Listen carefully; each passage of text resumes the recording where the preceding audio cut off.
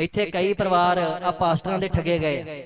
ਉਹਨਾਂ ਨੇ ਭਰਮਾ ਕੇ ਕਿਸੇ ਦੀ ਬਿਮਾਰੀ ਦਾ ਬਹਾਨਾ ਬਣਾ ਕੇ ਉਹਨਾਂ ਨੂੰ ਆਪਣੇ ਪਿੱਛੇ ਲਾਇਆ, ਜਿਵੇਂ ਪਹਿਲਾਂ ਡੇਰੇਵਾਦੀ ਲੋਕ ਲਾਉਂਦੇ ਸੀ। ਤੁਹਾਡਾ ਫਰਜ਼ ਬਣਦਾ ਨੌਜਵਾਨਾਂ ਦਾ ਵੀ ਉਹਨਾਂ ਨੂੰ ਪ੍ਰੇਮ ਪਿਆਰ ਨਾਲ ਸਮਝਾ ਕੇ ਸਿੱਖੀ ਵਾਲੇ ਪਾਸੇ ਲੈ ਕੇ ਆਉਣਾ। ਉਹਨਾਂ ਨੂੰ ਇਹ ਦੱਸਣਾ ਵੀ ਜਦੋਂ ਯਿਸੂ ਮਸੀਹ ਨੂੰ ਸੂਲੀ ਤੇ ਟੰਗਿਆ ਜਾ ਰਿਹਾ ਸੀ ਤੇ ਯਿਸੂ ਮਸੀਹ ਆਪਣੇ ਆਪ ਨੂੰ ਨਹੀਂ ਬਚਾ ਸਕਿਆ, ਤੇ ਫਿਰ ਤੁਸੀਂ ਦੱਸੋ ਵੀ ਤੁਹਾਡੀ ਕੀ ਰਾਖੀ ਕਰੂਗਾ? ਹੁਣ ਇਹ ਕਹਿਣਗੇ ਵੀ ਗੁਰੂ ਨੂੰ ਵੀ ਤਤੀ ਤਵੀ ਤੇ ਬਿਠਾਇਆ ਸੀ। ਗੁਰੂ ਨੇ ਸਵੈ ਚੋਣ ਕੀਤੀ ਹੈ। ਗੁਰੂ ਨੇ परमात्मा ਨੂੰ ਮਿਹਣਾ ਨਹੀਂ ਮਾਰਿਆ, ਗੁਰੂ ਨੇ ਆਪ ਚੁਣ ਕੇ ਤਤੀ तवी चुनी है। गुरु ने उत्ते बैठ के भी जाप किया। खुदा मनीष में सबकी सलामती मेरे प्रियो, सबको जय मसीह की प्रेज लॉर्ड। आशा है कि आपका दिन शुभ हो। आज हम बात करने वाले हैं प्रभु के खिलाफ खड़े होने का हास्य। जितने भी लोग खुदा के खिलाफ खड़े हुए हैं उनका हास्य क्या हुआ है। अगर हम बाइबल में भी देखते हैं, फिरौन का जो समय था और इजराइल 400 साल गुलाम रहा, और 400 साल गुलामी में उनके ऊपर इतने अत्याचार हुए, इतने अत्याचार हुए कि वो थक गए थे अत्याचारों से। और प्रभु यीशु मसीह ने उन पर दया की, मूसा के द्वारा, हारून के द्वारा कार्य किया उन्हें छुड़ाने का। और जब वो मिस्र को छोड़कर जब जा रहे थे तो परमेश्वर ने कहा कि तुम जो मेरा दास है मूसा, हारून है, इनके पीछे चलो, ये तुम्हें एक अच्छे स्थान पर ले जाएंगे। और वो चलते गए, और जब जंगल में गए, परमेश्वर के पास मूसा मिलने को गया पर्वत पर। जब उसको 10 आज्ञाएं दी गई, उसके बीच में कुछ वक्त पहले उन्होंने एक मूर्ति को बनाया, और मूर्ति को बनाकर उन्होंने उसकी वर्शिप की, उसकी पूजा की, यानी मूर्ति पूजा। जब हम मूर्ति पूजा करते हैं, मूर्ति पूजा करते हैं तो परमेश्वर के खिलाफ खड़े होते हैं।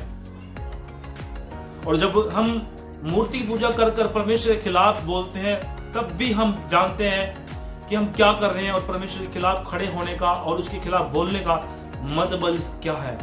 इसी तरीके से मैं आपको बताना चाहता हूं कि अमृतपाल जो है पंजाब से निहंगों का, सरदारों का जो एक प्रीचर बना हुआ है, और उसने जो है कि परमेश्वर के बारे में बोला था कुछ महीने पहले, कुछ माह से पहले।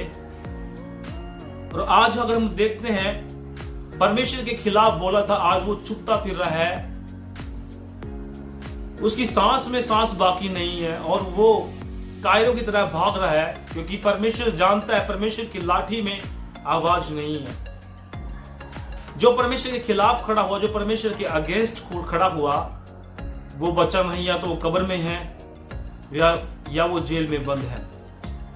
प्रभु के लोगों के खिलाफ जो खड़ा होता है, प्रभु के खिलाफ जो खड़ा होता है, परमेश्वर के खिलाफ जो खड़ा होता है, उसका हास्य आप जानते हैं क्या होता है। परमेश्वर की लाठी में आवाज नहीं। जब परमेश्वर काम करता है तो पता भी नहीं चलता कि कब परमेश्वर ने कर दिया।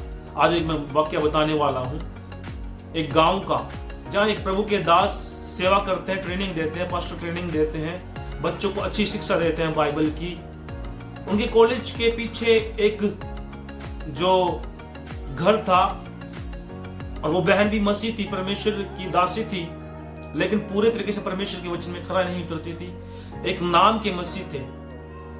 जब प्रभु के दास बच्चे कॉलेज में जो है कि दाखिला पाकर उसमें ट्रेनिंग लेते थे, वर्शिप करते थे, और उस प्रभु के दास को वो बोलती थी कि मैं तुम्हारा कॉलेज बंद करवा दूंगी, और मैं तुम्हारे खिलाफ एफआईआर दर्ज करवा दूंगी, डीसी के चले जाऊंगी, ये चले जाऊंगी, वो चले जाऊंगी। सब कुछ किया, और जब कुछ नहीं हुआ, कोर्ट में जाकर एफआईआर दर्ज करवाकर, थाने में जाकर कुछ नहीं हुआ, तो लास्ट में उसने एक किया कि मैं एक काम करूंगी और तुम सब जेल के अंदर होंगे। और उसने ऐसा करने की थाने सोची कि वो कपड़े फाड़कर मैं उनके सामने खड़ी हो जाऊंगी थाने में, और मैं कहूंगी इसने मेरी इज्जत लूट लिया। और जब ऐसा किया तो प्रभु के दास ने कहा, ये मेरा काम नहीं है, ये परमेश्वर का काम है, ये प्रभु का काम है। तू मेरा काम तो बंद करवा देगी, मैं एक इंसान हूं, लेकिन परमेश्वर का काम कभी बंद नहीं करवा सकती। और जब उसने इस वाक्य को कहा तो सब जानिए उसके साथ क्या हास्य हुआ। वो अगले दिन खत्म हो गई, उसकी सांसें खत्म हो गई, बिल्कुल जीवित ना रही। ये परमेश्वर का काम है मेरे अजीजों। इस काम को कोई नहीं रोक सकता। मनुष्य के काम को रोक सकता है, संसार के काम को रोक सकता है, लेकिन परमेश्वर के काम को कोई रोक नहीं सकता। जो परमेश्वर के काम को रोकेगा उस बहन की तरह हत्या हो सकता है, और वो बहन जीवित नहीं रही।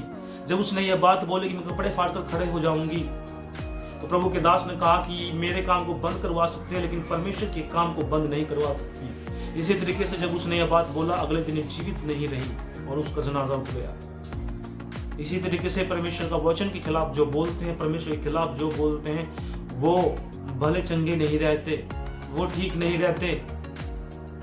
उन्होंने ये आयत तो जरूर पढ़ लिया कि यीशु मसीह मर गए, लेकिन मुर्दों में से तीसरे दिन जिंदा हुए, उन्होंने ये आयत को नहीं पढ़ा। आज मैं बताना चाहता हूँ, जितने भी बाइबल में भी, ये बाइबल से बाहर भी जितने लोगों ने प्रभु के बारे में बोला, उनके जीवन अच्छे नहीं है। या तो वो जेल के अंदर बंद है, या उनके अंदर दुष्ट आत्मा है, या वो खत्म हो चुके हैं जिंदगी में उस बहन की तरह। इसलिए आप प्रभु के खिलाफ ना बोलें। अगर आप बोलोगे तो प्रभु उसका चुनाव करेगा और प्रभु उसका बदला जरूर ले लेगा। हमें बदला लेने की जरूरत नहीं है। आप हमारे काम को बंद करवा सकते हैं, इंसान के काम को बंद करवा सकते हैं, लेकिन परमेश्वर के काम को आप बंद नहीं करवा सकते। इसीलिए प्रभु के खिलाफ ना बोलें, ताकि आपका परिवार, आपका घराना सुरक्षित हो जाए। इसीलिए मैं आपको अगवा करना चाहता हूँ, प्रभु के खिलाफ ना बोलें, ताकि आपके खिलाफ अमृतपाल की तरह, उस बहन की तरह हत्या ना हो। तो इसीलिए मैं आपको बताना चाहता हूँ, आप प्रभु पर विश्वास करें, खुदा के खिलाफ ना बोले, और विश्वास में खुदा आपको जीवन देगा, उद्धार, छुटकारा, मुक्ति जीवन देगा। इन्हीं वचनों के साथ मैं अपने शब्द को समाप्त करता हूँ। उस चैनल को लाइक और सब्सक्राइब जरूर करें। सभी को प्रेज द लॉर्ड, और सुबह की गुड मॉर्निंग, और आपका दिन शुभ हो। आई होप आप खुदा में सुरक्षित रहें।